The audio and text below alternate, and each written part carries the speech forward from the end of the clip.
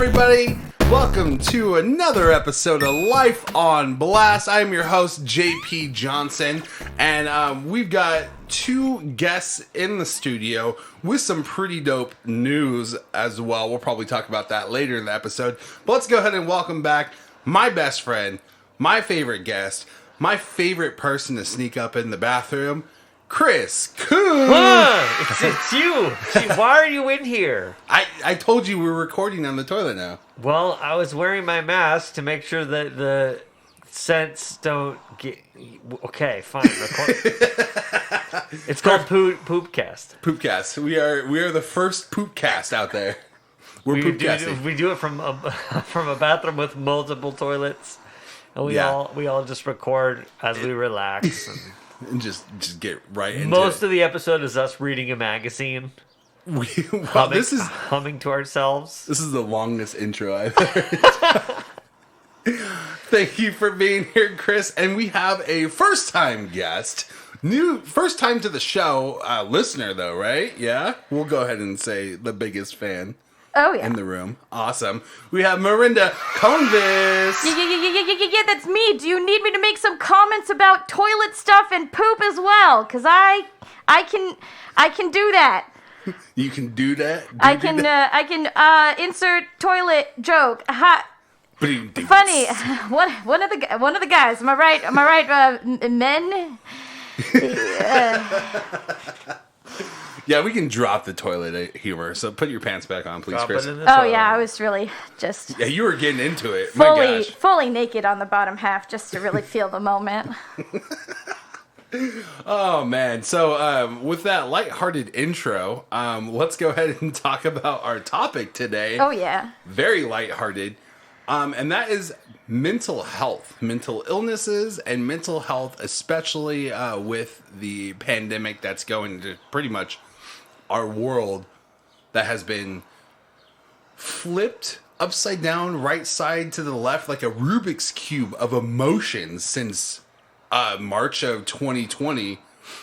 And how the fuck people who suffer from mental health or mental disorders, or how we've been doing and how they've been doing during the pandemic. So Marinda, let's hear a little bit about yourself and your relationship with mental health. And hear about myself? Yeah. My relationship with mental health? Oh, buddy, it's couldn't be better. Is it more of a relationship, or like a friends with no benefits? Yeah, friends with like the worst benefits. Like really, really fun and spicy like that.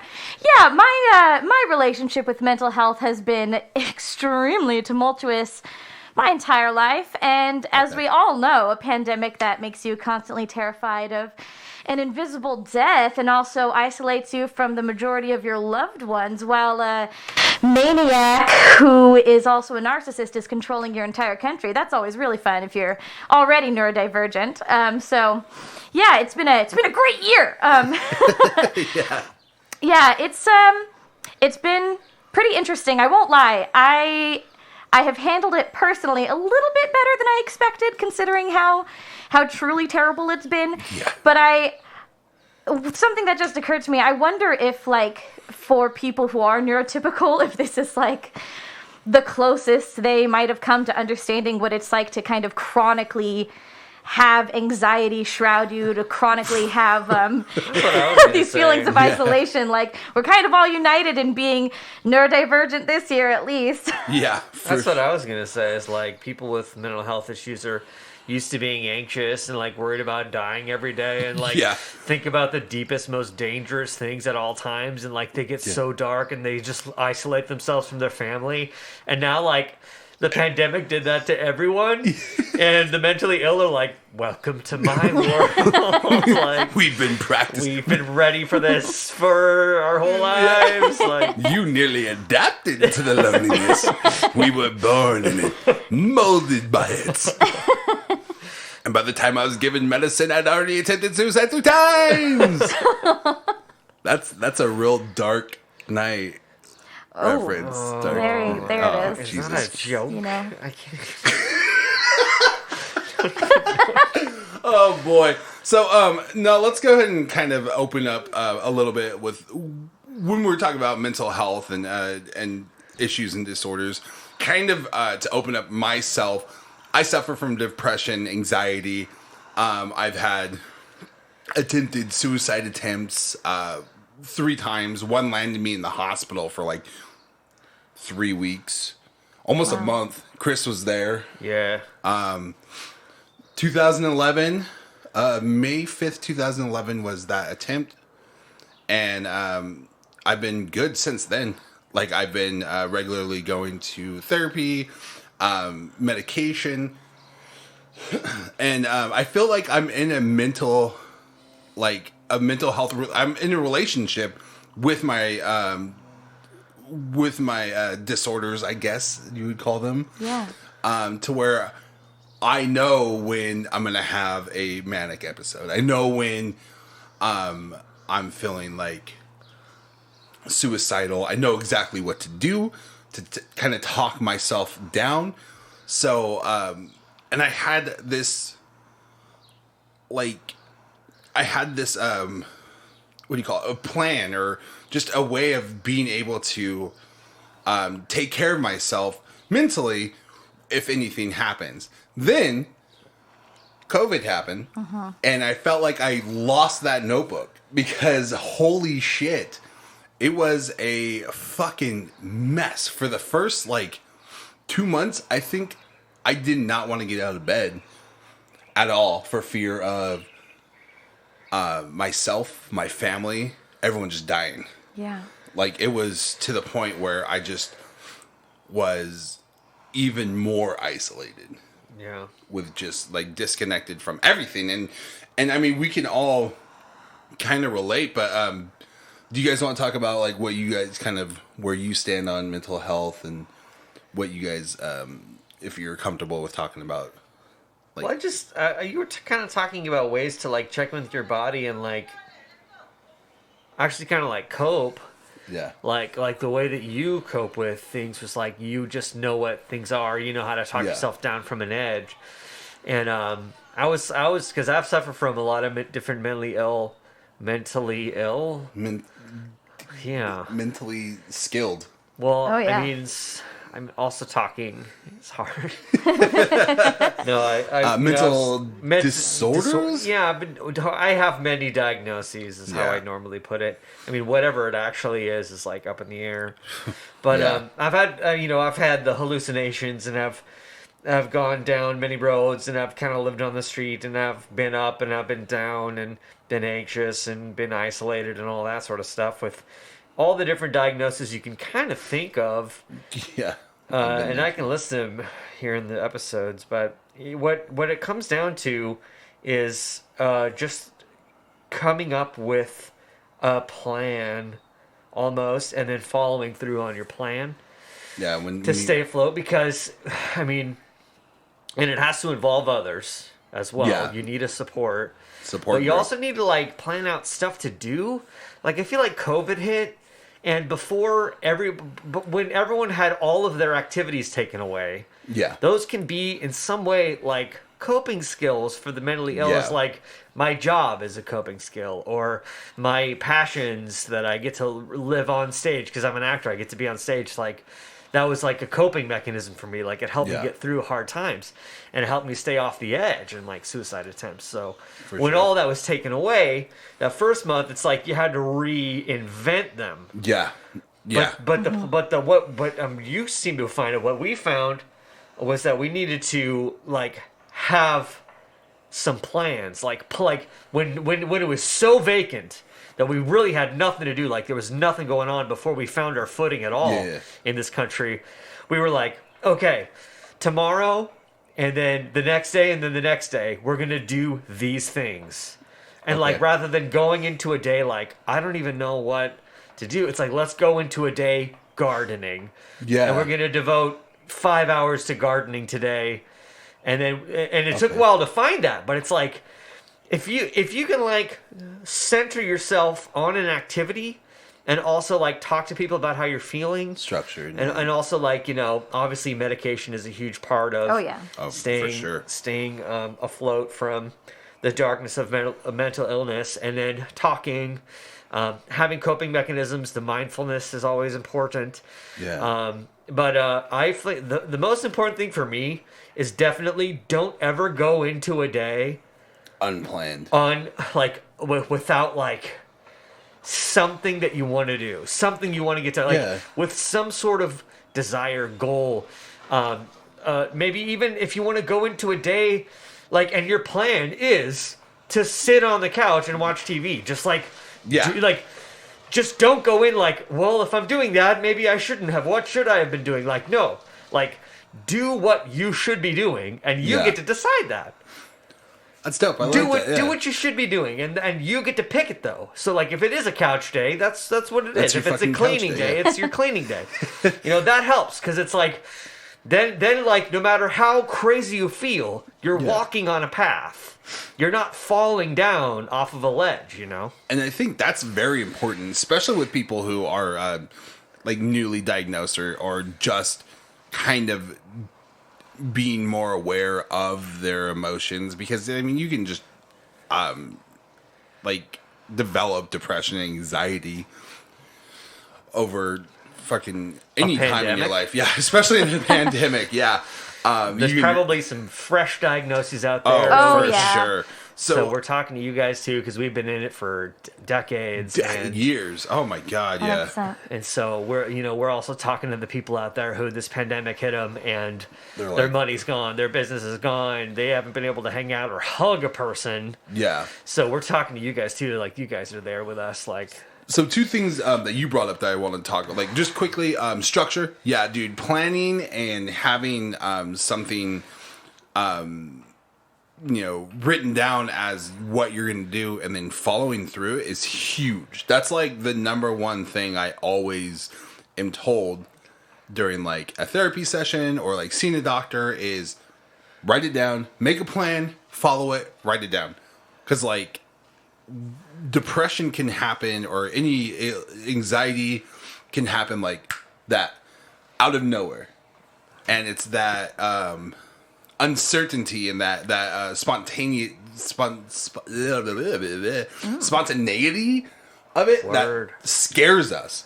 Where any moment I can just be fucking depressed for no reason. Oh my god, it's the worst. You can just start crying for absolutely no reason. I can take a breath wrong and kind of cough, and now I'm in an anxious fit because now I'm choking in my mind, and now it could be a fucking medical condition. It could be that maybe I have asthma, maybe I fucking swallowed a bug. At any moment. Yeah, I was actually diagnosed with swallowing bugs. Oh, dude, SB? SLB? Swallowing live bugs. Now that's just a snack. That's just that's not even that far away. I wrote a story. It's a book that's coming out for me. My book is coming out, you guys, pretty soon. Yay! February 7th. You guys can buy a first copy. But anyway, we'll talk about that at the end. That's at the end of the episode. Yeah. But anyway, there's a part where I'm actually having a completely schizophrenic episode. And I do eat a bug. Oh, so that's true. Having schizophrenic episodes and eating bugs is not that far of a diagnosis away. I'm not even kidding. But having that structure and a plan, and it almost feels like it fights off. It feels like when you make a plan and you do it, it feels like a white knight has appeared in your brain and is just stabbing that depression or that anxiety right in its fucking throat. Aww. That's it kind of feels like. It kind of feels like you've accomplished and overcome something. Even just doing something simple, I'm gonna do laundry today. And you finish it, you fold it, put it away, and you're like, I fucking did that. I did not want to get out of bed today. But I fucking did that. Here's another thing. It's when you have that that white knight coming at you, and in the distance you have that white knight who's going to take stuff down. The white knight is the goal, right? Yeah. And these smaller, I'm coughing and now I think I have asthma. that's just something to take care of while you work on the goal, rather than that's the entire focus of your day. Yeah. Like you're like splitting focus is so important, because you're like, oh, I'm coughing, I might have asthma now. Oh my gosh, I got to go to the hospital, and like that can spiral you. But if you are able to go back to a focus, and your brain can really only focus on one thing, like multitasking isn't really a thing, like we found out. Yeah. And you can focus like, okay, so that's happening, but I also have to do laundry today. Oh yeah. I have my goal. My goal is to do laundry or just get out of bed. Like, my goal is to get out of bed today. I'm like, okay, so that's what it is. Now this whole asthma thing is really freaking me out. But the anxiety, the thing that I might have to go to the doctor, that's just something that I got to do while I work on this. Yeah. And it becomes like an errand rather than like the entire collapsing of your Roman structure of life, That's really good advice. It's advice that I have actually had a lot of trouble integrating into my own life, despite knowing how good it is. And I think that's because I came from like the opposite end of the spectrum, where, throughout my entire childhood, I was just...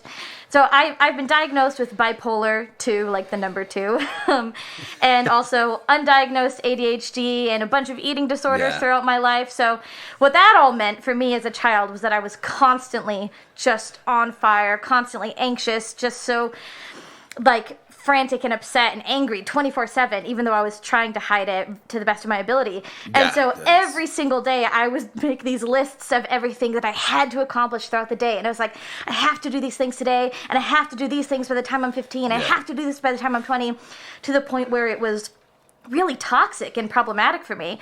And so then as I very, it was a very winding road that, was not always straight and direct, but on my winding road to mental health, what was therapeutic for me at first was accepting that I am still valuable as a person if I have a day where I do nothing, and I'm going to stop making lists, and I'm going to stop making plans.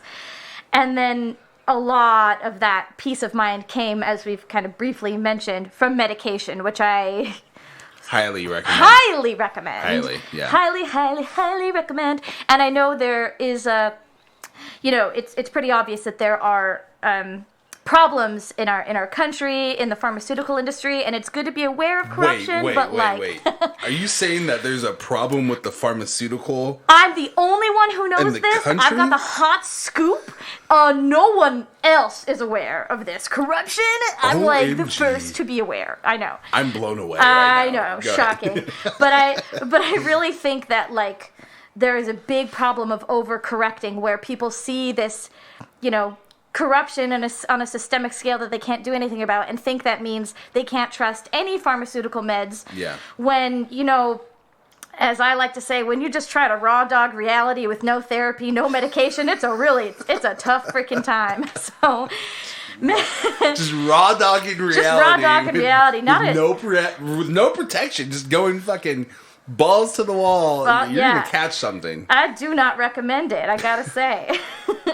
Thank you. And that was a good point, Marinda, when you were like, sometimes people, their list, I want to kind of take a step back here. When you make a list, and doctors have said this before, focus on like one thing. Yeah. 1 to 2 things. Because your list can be 20 things, and then it could do the opposite. Like you were saying, it was becoming overwhelming, and you're like, I'm not doing everything I fucking set out to do. Now I'm fucking anxious because am I worth anything? Am I even doing what I need to do? Well, yeah, exactly. But the way the list is helpful, without becoming overburdening, is that you're feeding something that isn't your depression, anxiety, stress, mind bubbles. When you start feeding something off of your list, your time, your energy, your focus, that's going to get bigger, and that's going to take over in the day. Yeah. And if it's something healthy you're doing, you're going to have a healthier day.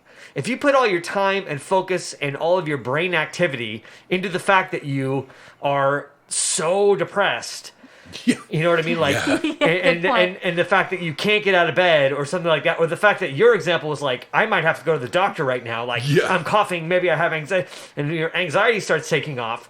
If there's something that you can put your focus onto and start feeding that bubble, that bubble will grow, and it'll pop at the end of the day with health rather than popping at the end of the day with like this really pussy anxiety, sad anxiety bubble that's just like filled with like poo poo. Oh, what a handsome image! Oh, hey, call back to our bathroom talk of the intro. That's what I was hoping to do. So it's all about balance, and that's with medication. Because you could take the wrong medication. Ain't that the truth? Or you can just rely everything on the medication, which I will say, no, don't do that. Because medication is a tool. It's not the answer. Absolutely. And that goes with everything we're talking about. But something else you brought up, Chris, in the beginning that I kind of want to jump onto. And this is a huge thing. Another huge thing that's talked about in therapy and doctors is a support group. Woo-hoo. And how people have been handling it with the restrictions and the protocol for the pandemic that we've been in. Like, a lot of people's support groups, and like there's support, like actual groups like AA or meetings of like domestic abuse victims, sexual abuse victims, some of these other programs that I have been in tune with, that I've visited. Like when the pandemic happened, they just stopped, and a lot of those people relied on those, and relied on support groups, family members, friends. And then now it's like you can't go to them. Like you can call them, and Zoom took a huge jump from being this like weird app that your uncle had and tried to set your grandma up with, and now you're having weird conversations with your grandma's forehead while she tries to figure out the computer. And it's like that then became a huge tool of the pandemic, where people are trying to connect with family members, friends, and their support group. But to me, it didn't feel the same. And how do you guys feel with, like, how was your support group? So here's what I was having in my life was support from family, friends. I even had a therapist. I was having like psychiatrist meetings and stuff like that, and that was doing its thing, and it was helping me get through the times when I was dealing with a lot of people. But because and I think this is kind of interesting, like, life sort of shut down the social aspect for a while. Yeah. Like, I wasn't seeing nobody.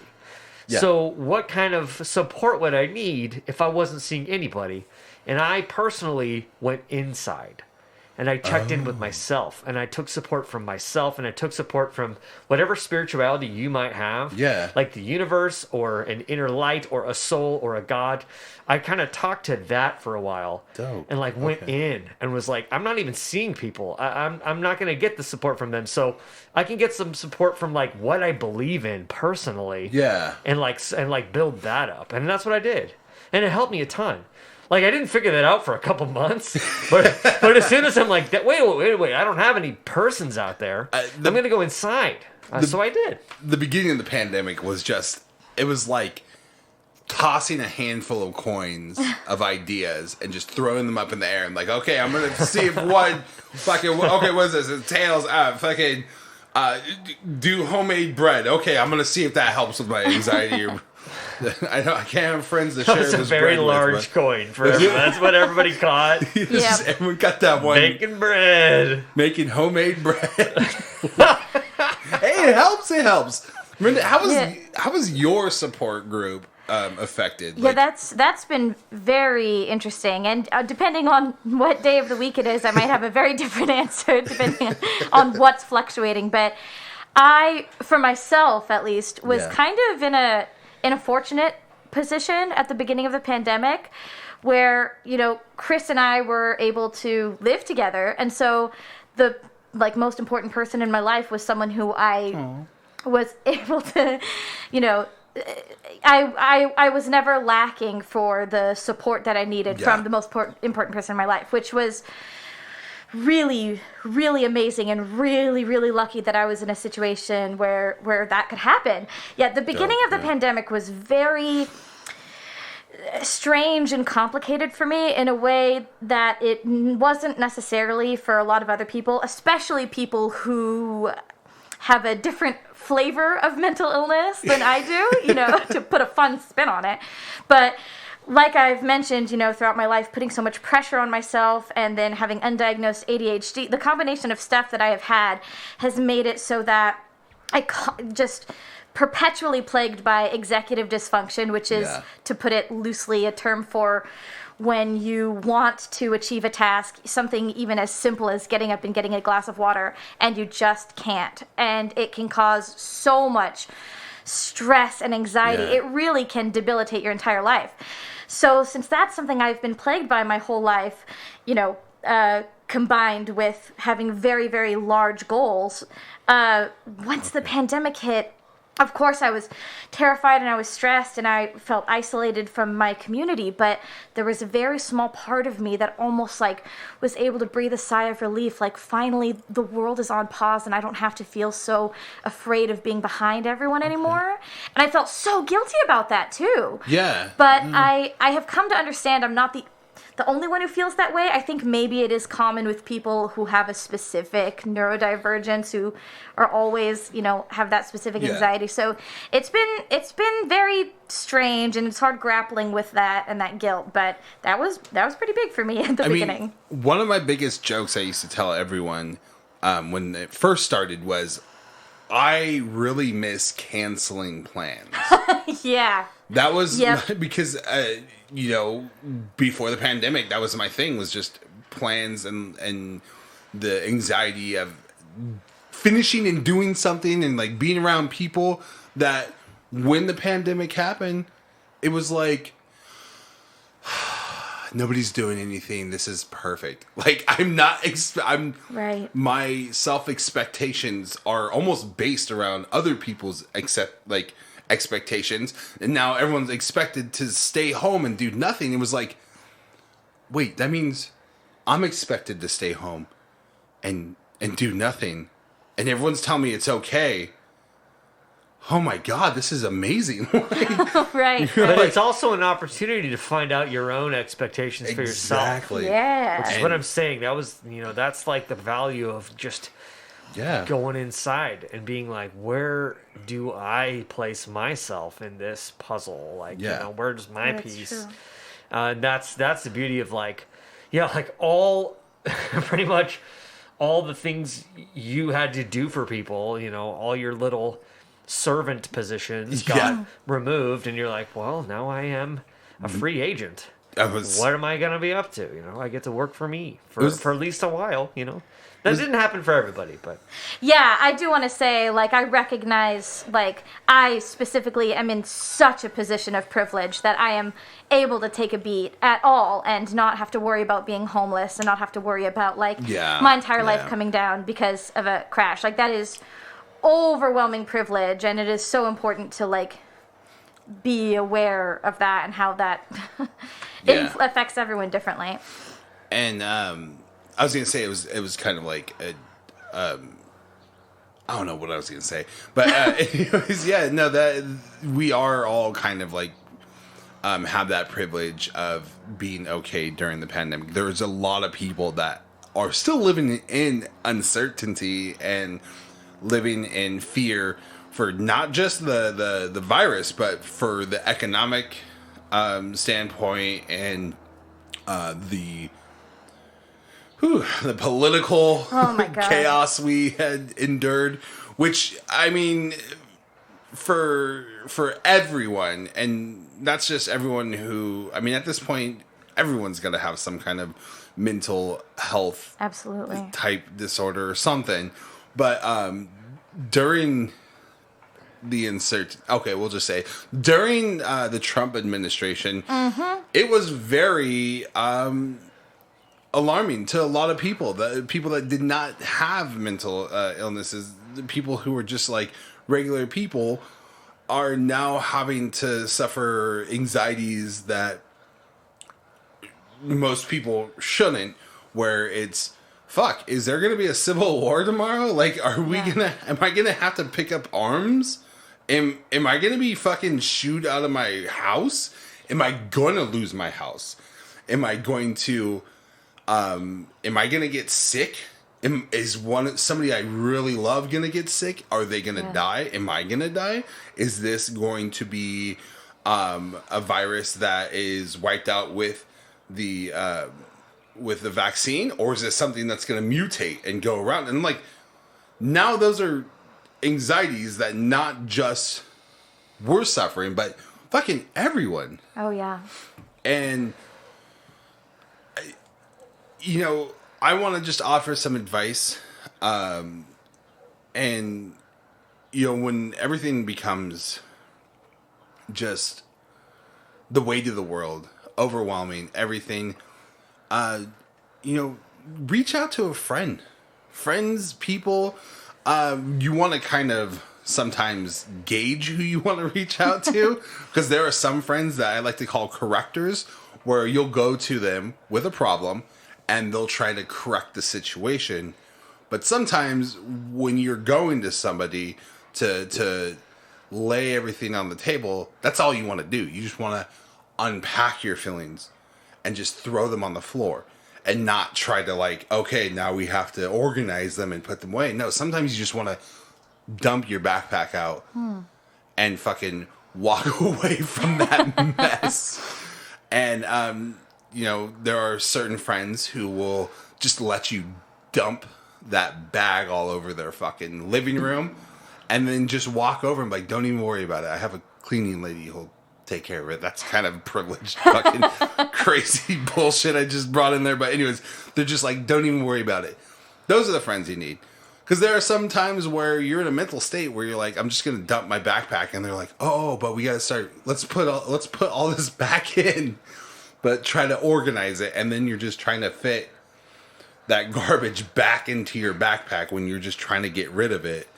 And it makes things worse sometimes. So be careful with who you choose. But, I mean, find someone. Find anyone. It doesn't even have to be a friend. It can be like a doctor, a therapist. It can be, I mean, it would have to be a friend if it's not one of those professions. But, like, maybe a family member or just like a short. It can be a support group. There's still those going on. Yeah. Probably digital. Yes, they are. I left that out. Those support groups are back, and they are online. And I'll have some links for people who are looking for really good support groups. Yeah. And I think it's really easy to, you know, accidentally trick yourself into thinking that you don't need those social connections and that you're doing fine not being in touch with people. And I say this from personal experience because I was, you know, kind of, I'm doing fine. And then I would have, like, you know, this has only happened, like, twice throughout the entire pandemic. I'll, like, bump into a friend who I haven't seen in a long time in, like, a grocery store, and I walk away feeling so euphoric and ecstatic, and then also devastated because I'm reminded of what I missed. And the lesson of that, of course, is not, you know, we're all screwed because we can't see our friends. The lesson is there's different ways to reach out and contact people and connect with them, whether it's in person and distanced or whether it's virtual. And I think just, you know, however well you might be doing in this moment, don't deny yourself the comfort of your loved ones if that is an option that's available to you.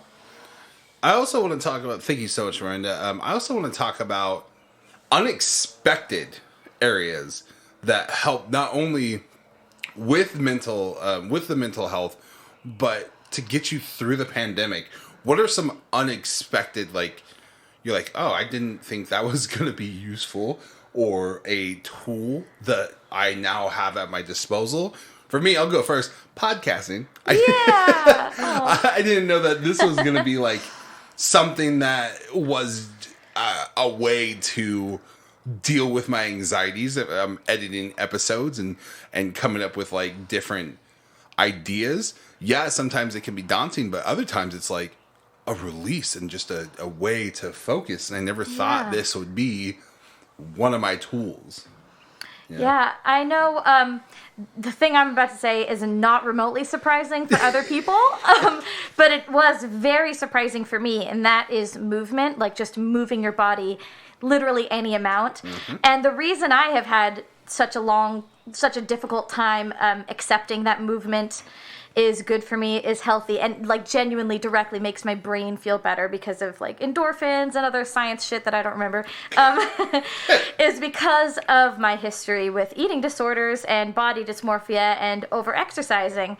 So my relationship with movement was so toxic my whole life. Similarly with making lists, something so innocuous, something so healthy. I thought you were going to say making love, and I'm like, oh, baby, that's always toxic. There you go. Or non-toxic, depending on what condom Depends you use. on, yeah, what... Oh, boy. Just little balloons of anxiety. Trying to drink a gulp of water there. Almost died. I did that on the right time. Perfect, yeah, you did. Perfect timing. But yeah, so again, now that I am becoming more familiar with balance, like not living in extremes, I have really seen, and Chris has helped me with this a lot too, with seeing like, oh my God, I really do feel better when I move my body. And the problem also comes from, we've said that there can be problems in the pharmaceutical industry. There can be problems with psychiatrists and doctors too. And I have had psychiatrists who don't listen, who aren't careful with their words, and that is just like the smallest level of problems that these people who are in control of your life can have. But my psychiatrist was not super sensitive to my needs, and so I had just told her like years ago, I have really bad eating disorders. It's like destroying my life. I don't know what to do. And the first thing she told me to do was exercise. And so I was like, what the fuck? What are you talking about? I exercise way too much as it is. And it took me years to get over that and then I was finally able to realize and accept she wasn't saying, this has anything to do with your like weight or size or activity level. It's about the direct physical connection that movement has to making your brain feel better. So now, what I've always thought of is like you have a therapist, you have a psychiatrist, you try to get sleep, you try to eat well, and you try to take your meds. And part of that is just like doing a little movement every day and taking your meds. They are on the same level of like what they do for your brain, man. Like it's not because you gotta be the buff. The Whatever, the buff in the buff. In the buff. Buffering. You don't have to be buffering. Or Buffy the Manic Depression Slayer. Yeah, I would watch that. Or Chinese buffet. Mm-hmm. That was a reach. That was a reach, but thank you. Crab, but luckily you've got long arms. So. Snow crab day on Buff Week. Snow crab, oh boy. No, you know what my unexpected one was? Yeah. It was like taking on like smaller responsibility. Like it's so weird. Like, why would this help me feel better? But it was taking on responsibilities. More responsibilities, just like tiny, like not too much. Yeah. Just like we got like 2 cats during the pandemic type, like right beforehand. Aww, so we're take on a pet. Like it's like I hear so many benefits of just having some kind of creature in your house, and like part of it is like now it relies on you, and like no matter what, if you can't do anything that day, but you have that little creature that you love, then you're probably going to get up and like give it a little bit of meat. Yeah, see, before we got the cats, our creature was Todd, a little gremlin who just like exists in the corners, but he had to move out. We had to move on to a different creature. But partially that was nice. The reason with Todd had to move out is because a lot of him was imaginary. there was only a bit of him that wasn't imaginary, and that bit was literally just like a pile of like unfiled documents in the corner. And it was a very lively pile of pile of documents. The fan was right next to it. Oh, so it would just get like move and flutter sometimes. It looked like a gremlin in the shadows. I was gonna say my little creature, my children. So yeah, have little creature children. There you go. But I don't think you have to have children I mean, that's To a have that's creatures? a major. No, I think that's pretty. That's a major thing. That's just not. I think that's pretty well accepted. That if you want your life to become easier and smoother and calmer, just have kids. Yeah, dude. It's been like the first 3 months of my fragile child's life was so just Easy, comfortable easy. and easy. Yeah, I didn't fear of his death from SIDS or anything. I didn't, I never got woken up in the middle of the night constantly. And, it was a very easy... You didn't have to lock up the soap. I didn't have to lock up anything. I didn't have to do... Children are fucking nuts. But, dude, another unexpected thing, and I mean, I knew it, but I just didn't realize how important it was to have them available to me. Video games. Holy shit. I know. Just like a release, like a hobby. Video games release so much. Depending on the game, like... Dude, games can, like, hit you mentally however you want them to. Yeah. You want to grow your brain and make it smarter? Play some puzzle stuff. I love that. You want to, like, release some aggression? Play some fighty stuff. Shooty stuff, yeah. You want to, like, feel like you're outdoors exploring and, like, that sense of discovery? Like, play an open world. Like, play some Zelda, like... I think the answer to all of those is play Zelda. Zelda kind of has all of it. I'm very partial to that game. Oh, man. But, I mean, you get it. You play you do it all. John really plays them all. Yeah, dude. Like, RPGs, if I'm curious about how a game is when it just came out, like, John's got me. Dude, Game Pass. I've never been an Xbox guy, but I got it for the computer. And, dude, man, I just downloaded the Medium and got to play some horror survival. And that's the thing is, like, I always just, like, looked at video games as a distraction. So I would kind of, like, push them to the side. But then when I'm like, okay, the kids are asleep. Fucking Elise is, like, doing art or whatever. I have everything done.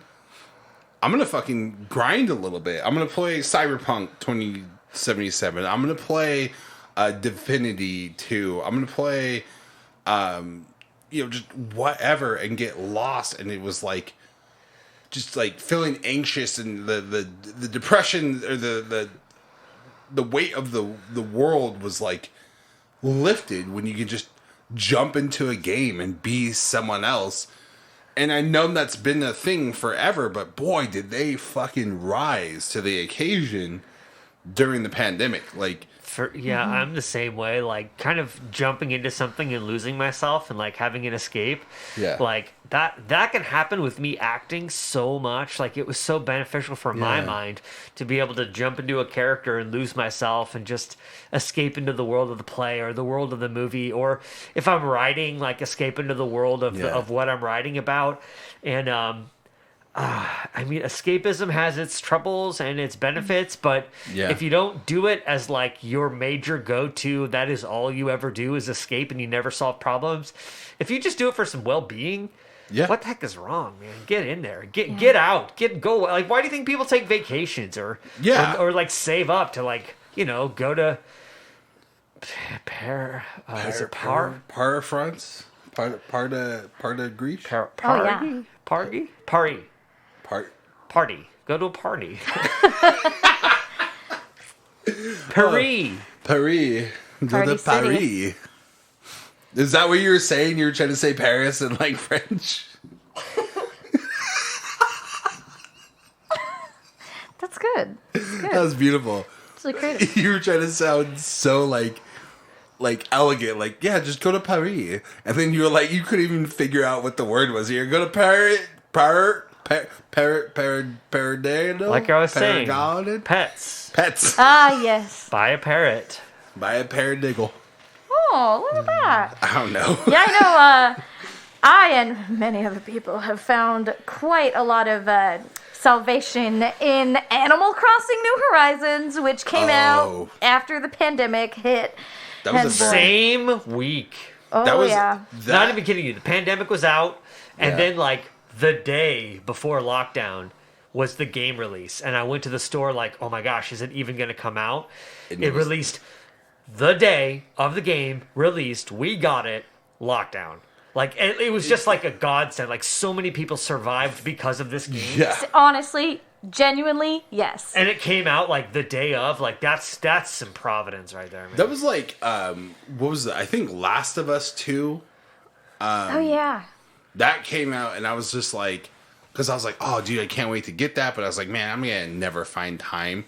And then the lockdown happened, and I'm like, oh, thank God. Like, I can play this. And, oh, man, that game was not what I needed to play during a fucking pandemic where they're talking about zombie apocalypse. But it was still a fun game. It was really good. I have very much enjoyed retreating into a world of sweet, cute animals and like building a house. Yeah, my Animal Crossing house is definitely much cleaner than the spaces that I live in real life, and I'm not ashamed of that. I can't be. Oh, dude, that's like actually, I said, get some pets. That's actually a good thing to bring up. Games for those that aren't gamers. Oh yeah. That that need like a way to release anxiety, release depressions, and just get, because a lot of times some of those games can be very demanding. Like, oh yeah, a lot of games that deal with skill can be very almost triggering to some people. That is so true. Oh my God. Thank you for using that word. That makes me feel so validated. I am, as everyone here knows, definitely not a gamer. And this year was actually the first time I ever really properly played video games. Mazel tov! Yeah! Yay! Woo! And yeah, Chris and I started a video game channel called Severiously Dorp. Which I need more episodes. Oh, give me more. Okay, yeah, we got to make more episodes. That's very true. We haven't in quite some time. But so like this year, I, as someone who has never played video games, got to explore playing a bunch of video games for the first time. And that is so true about how upsetting certain video games can be. Especially if you already have anxiety, if you're not used to it. Like, Chris and I have had so much fun playing World of Warcraft. But the first few times I played what are they called when you're like PvP shit, or like playing actual players? Yeah, PvP. I genuinely, this is so embarrassing. It is for me too, man. Yeah, but I genuinely cried. Like, I had an anxiety attack because it was so stressful thinking about how real players were judging me. And it's so silly because, I mean, not that I'm trying to devalue a mental illness reaction, but, you know, realistically, it's not something that matters. Like, if another player who doesn't even know my identity judges me, it doesn't matter. But when you have anxiety, when you don't want to let people down, when it's your first time doing something so stressful. And we have had some real meanies say some shit to us while playing WoW. Wait a second. Marinda, first you come in and you, like, lift this veil of insanity and assumptions that the pharmaceutical company is rigged, and then, corrupt, and and now you're saying that there's mean people that play video games? Yeah, there's some real meanies. They said some mean things to hurt my feelings. How is the Animal Crossing community, though? The Animal Crossing community fucking slaps. Adorable. Wonderful. Yes. Fantastic. There are some people... There is a small percentage of people in the Animal Crossing community who do scam others, and I don't know what they could possibly be getting out of it. Because if you are scamming someone else, you are either making like $5 tops, like $5 to $20 per transaction, because that is a way you can manipulate the game a little bit, or, a shit ton of in-game stuff, which only exists inside the game. Like, what is the point of ruining someone's day for virtual currency? Right? I don't know. But most people who play Animal Crossing are delightful. I keep slapping my leg for emphasis, and it's like... Just as long as you don't hit the table, because it'll fucking... Anyone who listens to the podcast and has listened to episodes with Nick on, they'll hear the table. Oh, he emphatic. He gets angry sometimes. I love that guy. So that's why there's this huge split in it. Yeah, there's a huge split in my table because Nick listens. Dude, so there are a few games I want to mention that I've run into. So I play, like, what you say, PvP.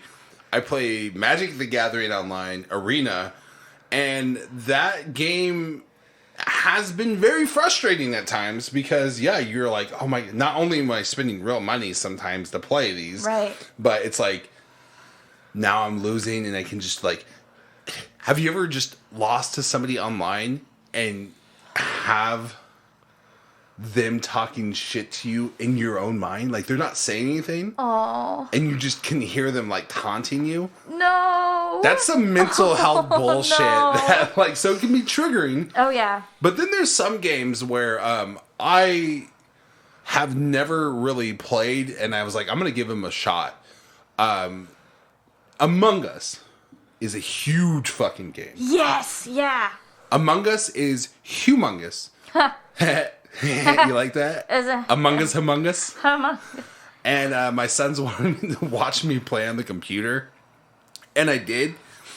And I found, like, a small amount of, like, you're going to get, like, 10-year-olds and you're going to get shitty people, but you can find a community, find friends who will log in and you guys can play a game. And it is like a mystery whodunit. Like, oh, yeah. The game, you're just running around doing simple mini games, and somebody is the monster, the alien imposter, and you have to figure out who it is. It is a fucking blast. And I have like comics and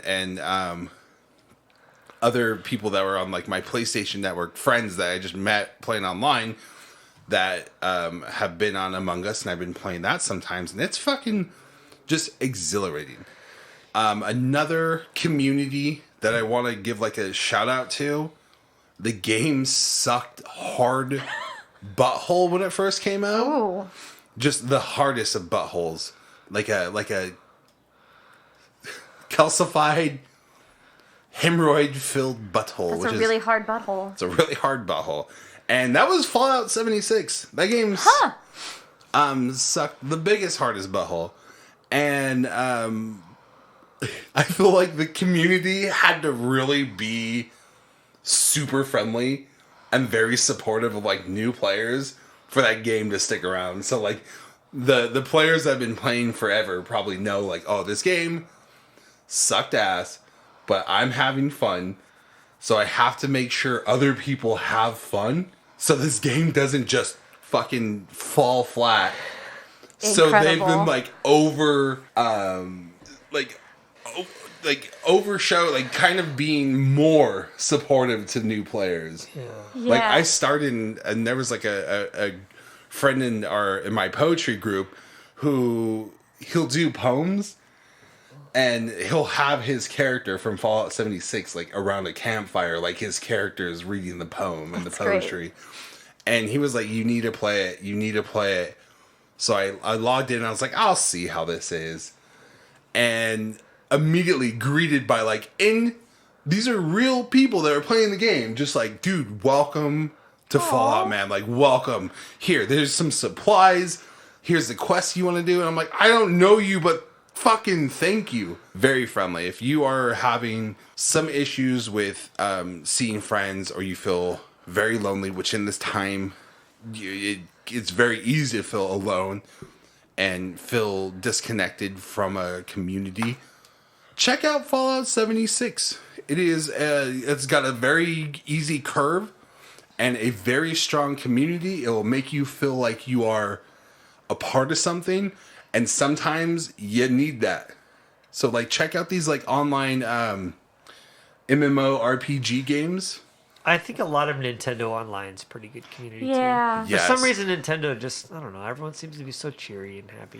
Listen, just like I play Nintendo, I play like other Nintendo games. Like I don't know how Overwatch is when you have your gear on, you're listening to people. But when I play it on the Nintendo, which is all I have it for, I just see people like, and they just like give me the kudos and like I don't listen to what they say because maybe they're really upset. Yeah. But for so far, all I like the match is over and I'm not very good. But they're like, great teammate, you know, they're like, teamwork was great, or like, you're the leader, you know, and they're just like saying all these nice little things. So it's like, I don't know, it makes you feel good at the end. Yeah. That is fantastic. It's Nintendo, and I don't know how it is on PC or other games. Oh, they're saying some hard words. Oh for sure. boy, There's some hard lettered words for sure. They're Oh, saying, good. but on Nintendo, and definitely without the headphones, because I don't have that yet. yeah, don't plug those in, please. Don't plug those in. Listen, every now and then the gaming community comes through for the people, as evidenced by this past week or whatever with all that. Fuck yeah. I want to keep that for another episode. Yeah, it's another episode. But boy, oh boy, nerds, y'all fucking did it. That was If you guys don't know what we're talking about, keep your ears open for another episode. Talking about the stock market, hedge funds, and the GameStop. the gamer community. that was one spicy meatball. Oh boy, that was that's another episode.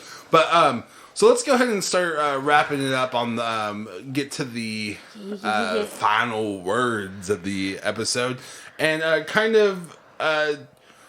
let's hear your takeaway of what we talked about, and if there's any other advice you'd like to give to people that are dealing with mental illness and mental health issues during this time or at all. Let's go ahead and Marinda, what's your final words? Sure. Well, the thing that I want to emphasize is that this might sound kind of weird to say, but there's no one right way to be mentally ill, to handle your mental illness. And also, I think a lot more people are neurodivergent / mentally ill than we realize. Yeah. You know, learning about ADHD has made that very apparent to me. So many people, I think, are just holding so much generational trauma in them and thinking that it's normal. And so what I want to say to everyone, regardless of what your level of self-awareness is that you are allowed to feel better. You are allowed to give time to yourself. You are allowed to reach out to people. You're allowed to find resources, regardless of what you have gone through and how you feel. Like, you deserve to have happiness and peace. That's a very tall order in a time like this, but you just, you owe it to yourself to at least try and see what's out there. Hell yeah. Thank you so much. That's fucking straight up. Yeah. I support, my name is JP Johnson and I support that message. Chris, what are your final words? The stigma is disappearing every day. Woo. Yeah. There's way more of us, I feel like now it's okay to just sort of talk and let people know, and there's way more of us out there than you think, and it's just like you are not alone. It's starting to raise a question, like, who is neurotypical? Is anyone? Honestly, who is neurotypical? Because if we're all honest, sometimes it's like I don't know who is. The stigma's going away. This episode hopefully helps it too. Just like every little chip away we have helps me feel better, because I want my business to flourish. I want to get hired. I don't want people to be like, look at this guy. He doesn't deserve to have a life because he's diagnosed. It's no, that's totally going away. That is. Don't even stress about that, man, because I start up before I even get started on a project sometimes. If it's new people, I'll be like, there might be a day where I'm in bed because I can't do nothing that day. I'm just like that. So I try to keep people in the know, and it's becoming so much more widely accepted. It is. I mean, a lot of people are, like you said, the stigma is kind of going away. I mean, and the more of us talk about it, the more it will. We can all kind of do it together, Fuck yeah. Thank you so much, Chris. That was beautiful. And you know what? Yeah, dude. Want to just let you guys know that you are not alone. If you are feeling depressed, anxious, definitely check out the notes of this episode. I will have some key websites to go to, especially with support groups. Support groups I laughed at when I first was introduced to them. Younger time, different me. Now I once in a while will be just pop into a Zoom meeting of a support group for whatever, for people who have had sexual abuse in their childhood. I've been a part of groups for eating disorders and people who have gotten gastric bypass. A support group for people who live with family members who had addiction. I have done a lot of them, and they are great for some people. For others, you might still feel ashamed or fearful. In that case, if you do go to a support group on Zoom, you can turn your camera off, and boy, I've done that to a couple, and they don't see you. You're just there listening. You don't have to say anything. You don't have to get up and do anything. And that helped me become a part of like a weekly support group.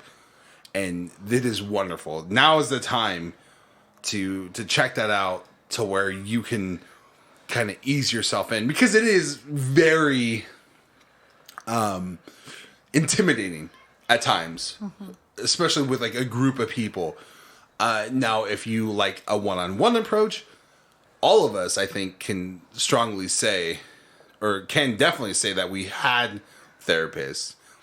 It is a hit or miss, but most of the time it is a huge hit.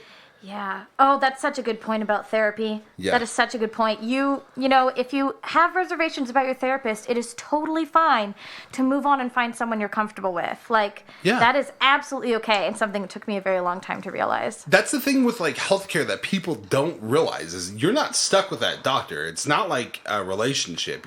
Oh, no. Oh, dear. You're just not stuck there. It's not you find someone, now you have to spend the rest of your life with them, no matter their flaws and how verbally abusive. Just because they've seen you naked, it's not a contract, you know? It's a good rule of thumb. Fucking is not a... Or wait. A kiss is not a contract. Yeah. So...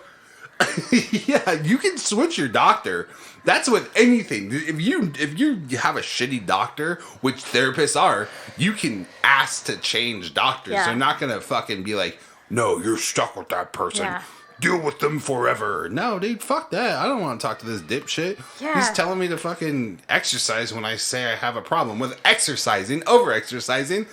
Fucking get me the fuck out of there. Yeah. Also, if you're listening in California, go ahead and get those insurances. Get that free insurance, yo. Or really inexpensive if you make too much money. Yeah, and advocate for yourself. Vouch for yourself. If your doctor isn't listening to you, fucking call that shit out. Say, I want it written down in my chart that you are choosing not to give me treatment, and watch how fast they change their tune. Bitch! Marinda's so good at advocating with doctors. Hell yeah. Thanks. She's That's so great. nice. And it's not just doctors, medication. A lot of people I've heard vocally and strongly say that they do not want to ever try medication. I am a strong advocate that medication is helpful. I've definitely started a new medication, and last week we didn't have an episode. There wasn't an episode up, and that was because I was getting used to a new medication, which it happens. Like at one time for a whole week, I was a zombie. Yeah. I felt like I just had to focus on one thing at a time, and I couldn't do multiple things. Guess what? That's going to happen. That's going to happen with anything. Like, if you say you want to lose weight and you try a new diet, guess what? You're going to have to get used to that. The first week of a new diet or a new eating or a new exercise routine, it's going to fucking suck. The first week or so sucks hard, crystallized hemorrhoid There butthole. you go. There it is. And that's with anything. So people saying, oh, I don't want to try medication because the first week is going to be, the first couple weeks are going to be so hard. Well, bitch, you fucking bench press every day. You go to the gym every day. Do you remember the first 2 weeks of going to the gym? That's a good point. Shit sucks, asshole. And your body's sore. Sometimes you'll get high endorphins. And then you'll have crashes where if you don't work out for like a day or two, you're highly depressed. That shit, it happens, dude. So medication is your body getting used to being happy and regular and chemicals being balanced. So yeah, it's going to be a hard thing to get used to, but so are many other things that we do. So is quitting smoking. So is quitting a habitual ritual. So is going into a new relationship, starting a new job. It's not easy starting anything. But what it will help you do is get you on the right track. And that's my fucking message for medication, dude. Because I've seen several people talk about, I'll never try medication because I don't want to do that. It's fucking fine. Then don't be healthy. Don't take vitamins. Don't let yourself ever be at that point of just being able to be human and be who you want to be. It's not going to... Sometimes you'll get a medication. It's not right for you. And you'll have to change. That's okay. Sometimes you start a diet or a job or a relationship and it's not the right fit for you. So what do? You try again. Oh my God, there's such a good song about that I just remembered. And it's from Crazy Ex-Girlfriend and it's called Antidepressants Are So Not a Big Deal. Check that shit out. Hell yeah. And then also what came from that was Habitual Ritual. Yeah, that was a really good moment. Habitual Ritual. Habitual Ritual. That's kind of like something I want to do. Like, that's pretty much what we, because I've dealt with addiction. I have family members that have addiction. Habitual Ritual is a ritual is kind of a mental addiction. Oh. And those rituals can become addicting. And Habitual Ritual, that should be a fucking indie band. Habitual Ritual. Habitual Ritual. Yeah, that's good. You. That might be the name of the episode. Good. All right, so now that we got those final words out of the way, we can wipe our hands of all that stuff and rub all the hand sanitizer on. Wipe it all away. And let's get to the dirty, sexy part of the episode. Ooh. My favorite part.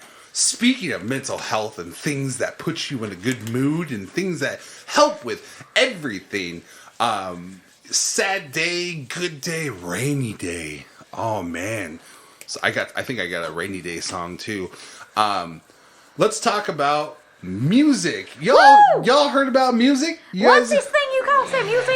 It's when people put things together that are sounds and then it does things to your ear. Oh, I think I'm familiar. I don't think I'm familiar to sounds. I've written a couple notes on that, actually. God, you get one. That was your one. You saved it for the end. Yeah, we're good. Really good. So, dude, you all listen to some songs. Chris, you brought a song to us? I got a song, emerging artist called Molot Indigo. Ooh. Molot Indigo, Spotify, new song just dropped. Keep Your Amethyst on Me. Can't do much about it. Your body's fuel, I wanna ignite it. But love is a tidal wave on soul.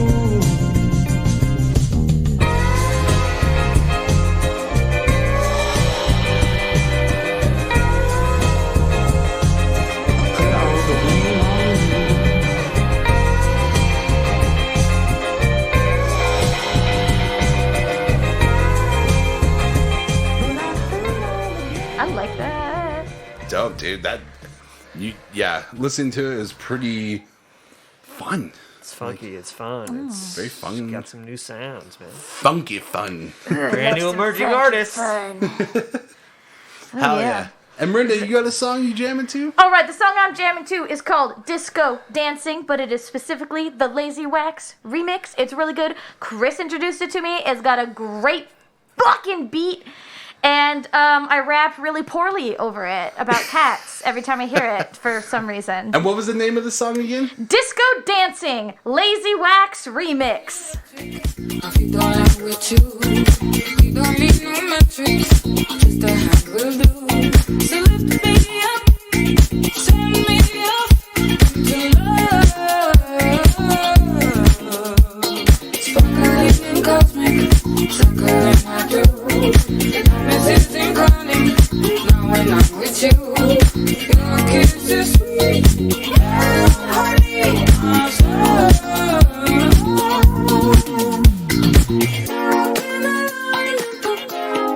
Hell yeah. And who's that by? I should have asked that. Lazywax, I think. Oh, Lazywax. Well, who's the original? What's the fucking... Sorry. Oh, no, I think it's Namy. Chris knows better than I do. You know why? Did I not write down enough words? It's fine. It's good. No, hold on. It's actually really smart. I was going to fix it. Let's stall until he finds it. It is by Namy. I think it's the original is Namy, but with a Y.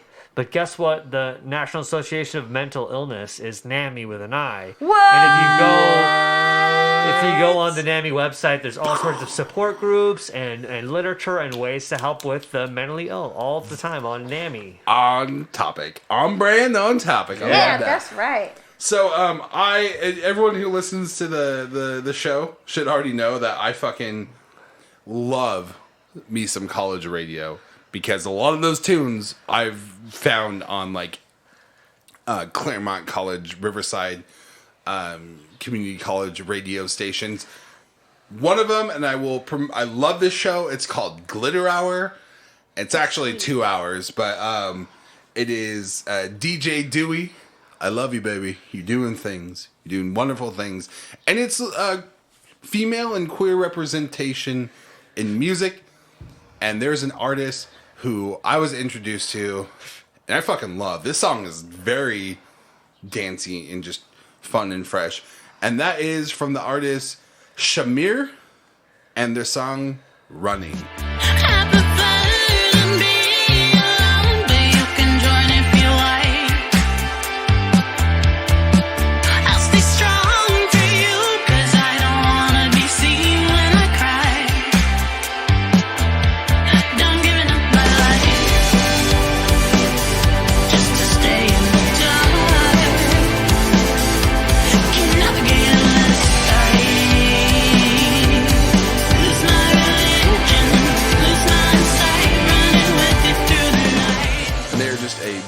Soul, and the music's just fun and jumpy. Woo.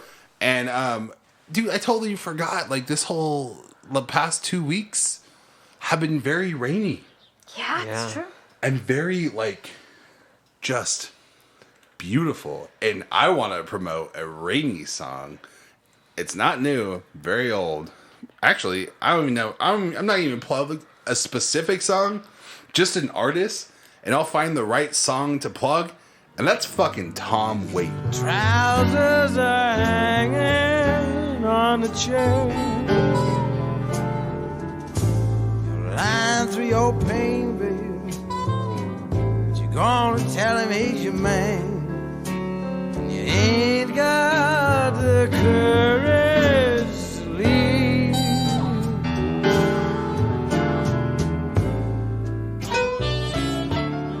Yeah, yes, absolutely. I listened to him all through the holiday season this last year. Yeah, you did. Talk about a Tons very mood-setting person. Yeah. Oh, yeah. God, love him. Career genius. Just his whole career. Just beautiful. Yeah, spotlight on Tom Waits. Tom Waits. I almost said Tom Jones, which is another...